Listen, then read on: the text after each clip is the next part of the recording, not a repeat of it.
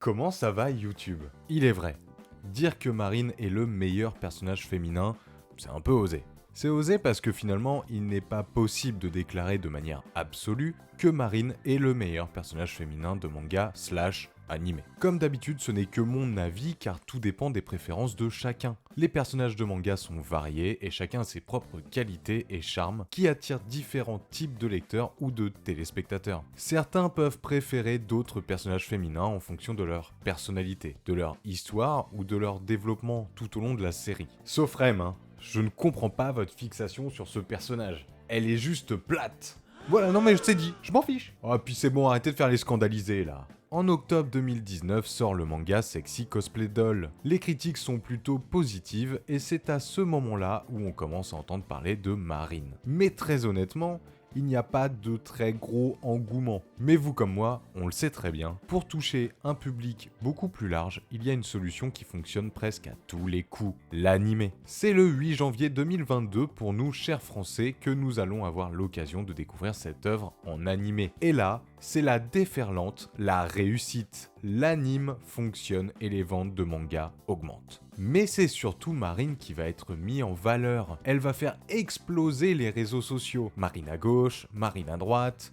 Et quand on découvre Marine via les réseaux sociaux, le premier truc qui ressort c'est quoi? Allez, arrête.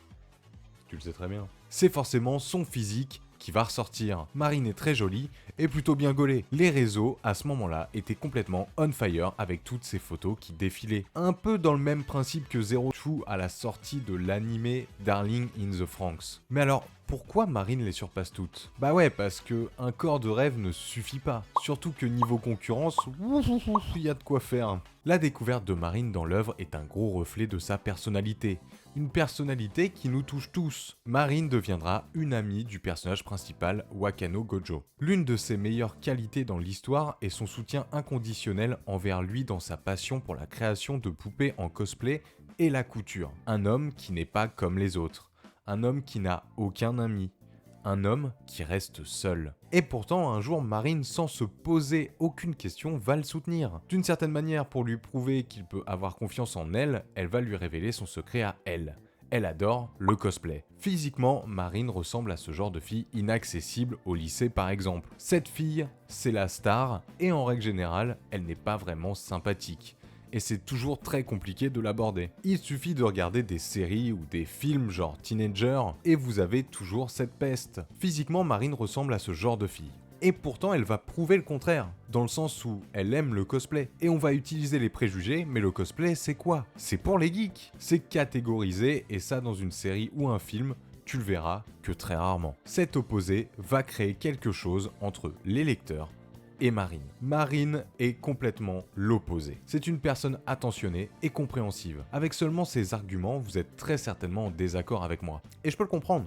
Rendre un personnage féminin incroyable, c'est compliqué. Et il en faut un peu plus. Ce qui va faire transporter Marine dans les waifus les mieux placés n'est autre que sa relation avec notre personnage principal. Leur relation est complètement différente des relations qu'on a pu découvrir dans d'autres œuvres. En commentaire, vous êtes déjà prêts à me dégainer des couples similaires, c'est sûr. Vous allez être en mode « Eh, regarde Horimiya, c'est la même chose frérot !» N'oubliez pas que ce sera l'exception qui confirme la règle. Et tant qu'à faire, si tu écris un commentaire, autant t'abonner directement mon pote. Bah ouais frérot, rejoins la Gaki Industrie. Les couples ou les futurs couples dans les mangas slash animés sont souvent très similaires. Soit le personnage principal est un débile, voire juste très maladroit, soit la demoiselle le déteste et finit par changer d'avis, ou tout simplement les deux se détestent. C'est vraiment les trois traits de caractère qui ressortent le plus. On nous fait croire à un amour impossible et puis finalement c'est complètement plausible. Casca et Guts qui se détestent, Ken et Toka pas gagné du tout,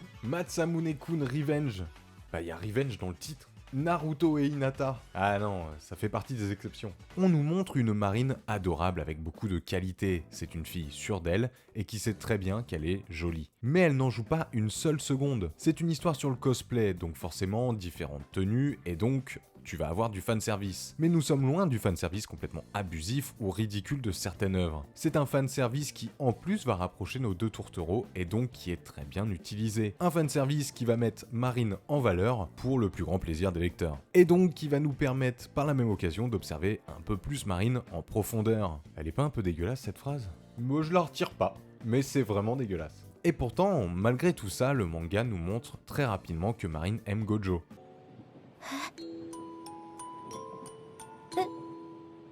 Ce qui va nous montrer une partie d'elle qu'on ne connaissait pas. Une faille dans la matrice, la peur, l'angoisse.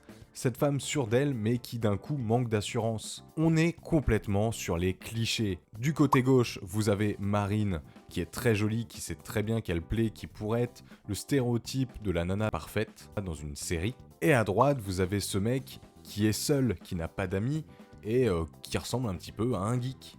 Et pourtant, ils vont pouvoir s'associer et créer quelque chose. Une finalité qui nous montre à quel point Marine est humaine et gentille. Marine possède tout simplement les défauts et qualités d'une waifu parfaite. Ce sont finalement 4 points super importants qu'elle va remporter.